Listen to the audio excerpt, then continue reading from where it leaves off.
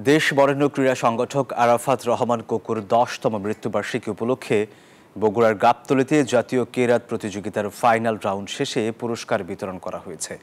রবিবার উপজেলার দারাইল Zia orphanage trust ময়দানে দিনব্যাপী অনুষ্ঠানের আয়োজন করে আরাফাত রহমান কোকু স্পোর্টস একাডেমি।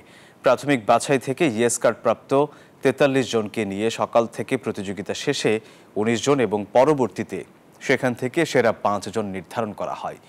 এতে প্রধান বিচারক ছিলেন আন্তর্জাতিক খ্যাতিসম্পন্ন কারি আহমদ বিন ইউসুফ আল আজহারি। আশা থাকবে প্রতি বছর যেন এরকম আয়োজন করা হয় এবং এই আয়োজনের দ্বারা আমাদের দেশের বিভিন্ন প্রান্ত থেকে অনেক কোরআন পিপাসু ছাত্ররা এখানে আসতে পারে। অত্যন্ত আনন্দের বিষয় এবং কি এটা আমাকে আগামীতে আরো উপরে যাওয়ার জন্য উৎসাহিত করবে ইনশাআল্লাহ। আরাফাত রহমান কোকো সাহেবের ১০ম মৃত্যুবার্ষিকী উপলক্ষে আয়োজিত সারা দেশব্যাপী যে আয়োজনটি হচ্ছে কিরাত কম্পিটিশন, আমি এই কম্পিটিশনটি দেখে অত্যন্ত আনন্দিত হয়েছি, কারণ বহু বছর পরে আলহামদুলিল্লাহ কাজটি আবারও শুরু হয়েছে।